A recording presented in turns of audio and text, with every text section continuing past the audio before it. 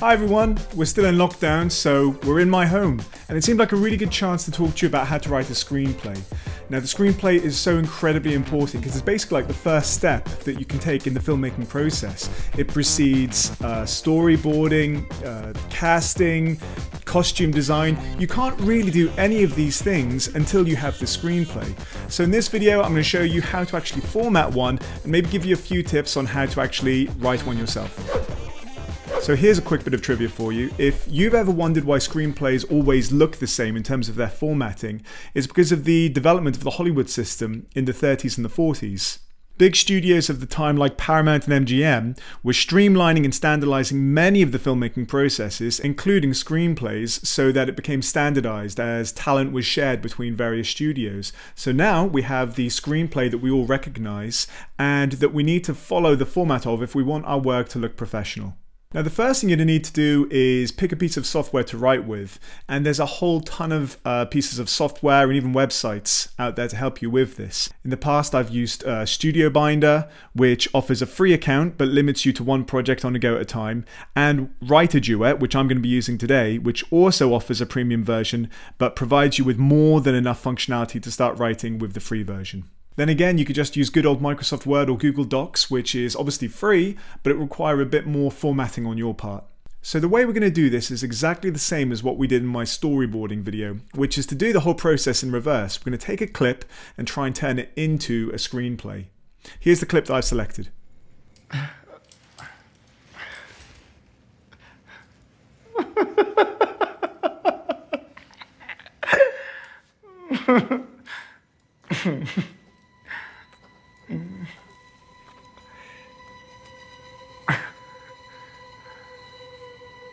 What's so funny? It's just thinking of a joke.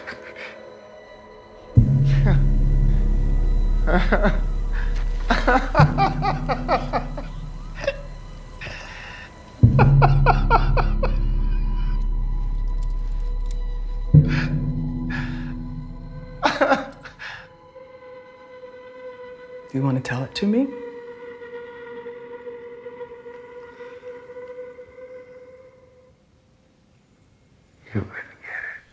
Okay, so we've got our clip or our vision if we were writing an original screenplay, and the very first thing you've got to do if you want to format this properly is set the font to the correct size and style.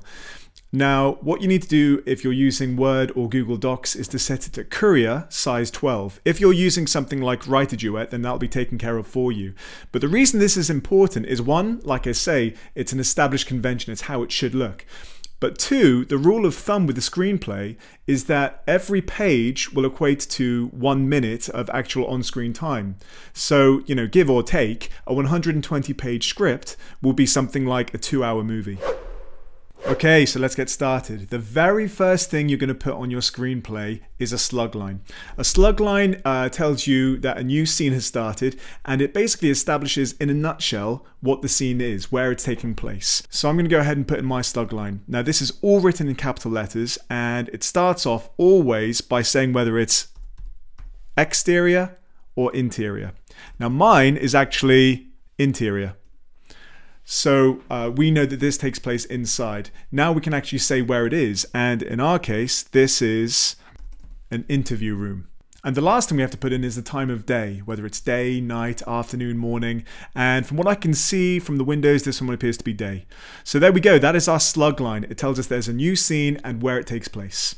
Now when we think of screenplays, probably the thing that we think of most frequently is dialogue, but actually the majority of the screenplay is more likely going to be action. This is where you describe what literally happens in the scene. So let's take a look back at our clip and see what happens.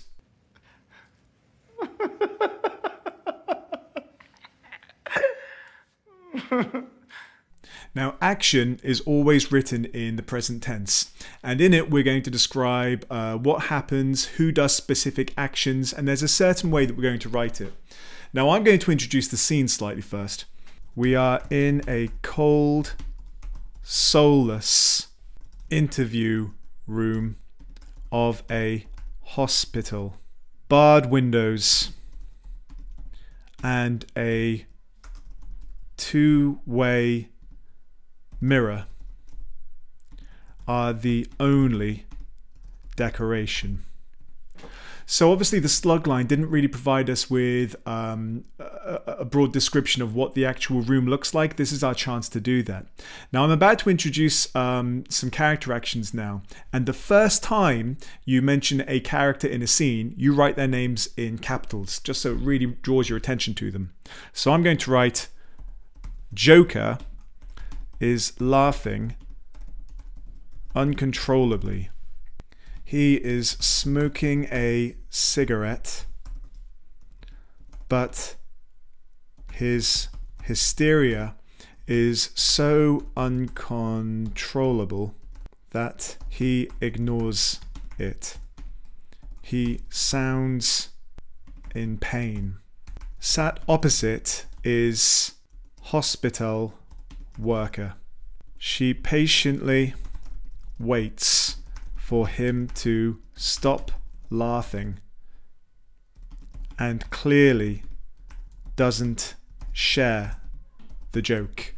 Okay, so the two things to take from this action is when we first introduce characters, we write them in capitals and we write everything in the present tense. Let's go on and see what happens next in the clip.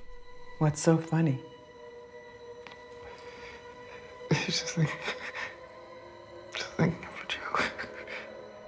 Okay, we're going to add our first piece of dialogue now, and again there's a certain convention how we do this. It's always centralized on the page, and again whoever's speaking the line, their name is written in capitals. So our first line comes from hospital worker, and the word that they say is slightly indented towards the margin, and she says, "What's so funny?"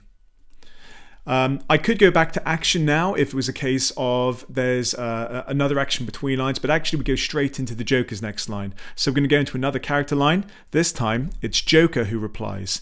And what I'm going to do this time, which is slightly different, is I'm going to be specific about how he says the line. And I'm going to put these in brackets. So I've got Joker in terms of who actually says it. And I'm going to say very quietly under breath.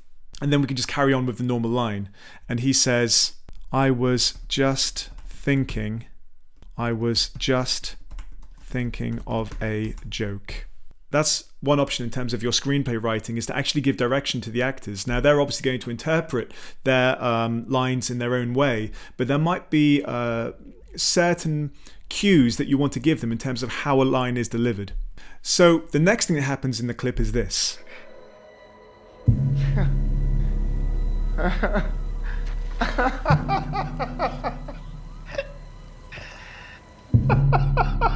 Now this should give us an opportunity to look at several new features of the screenplay.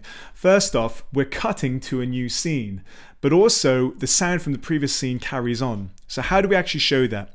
We're going to show a transition now, and this is always aligned on the right hand side of the page.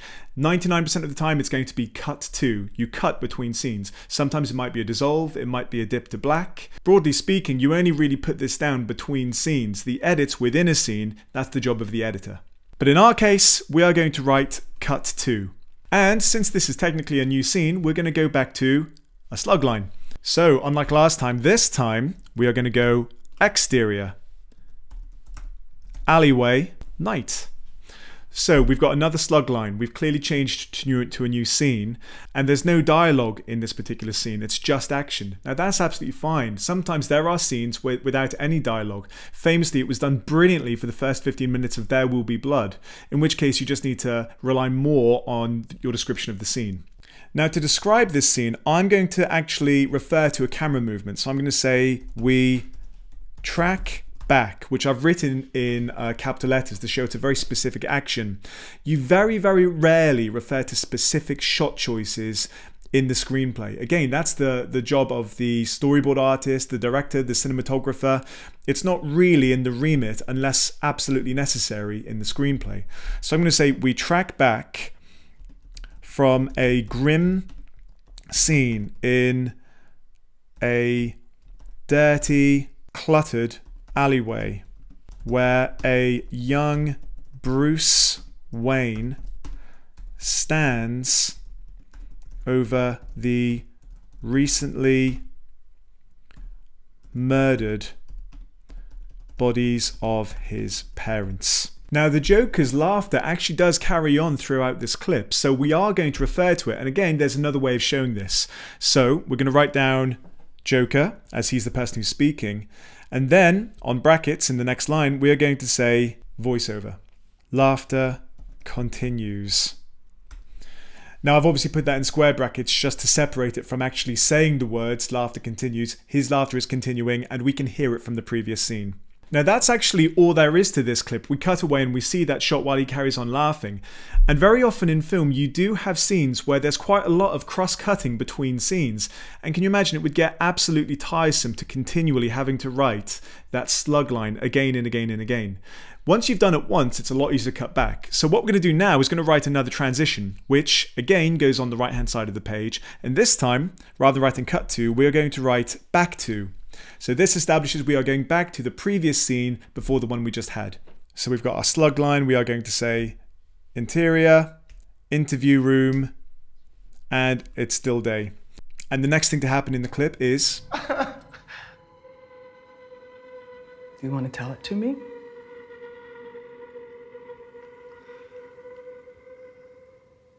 So we've got more action, and we're going to write down Joker's laughter reaches new heights in stark contrast to the grim scene we just saw. The hospital worker patiently waits for him to calm down. Then we cut to another one of her lines where she says, "Do you want to share it?" Now again, we aren't immediately going to answer with the Joker's line. I'm actually going to go back to some action now.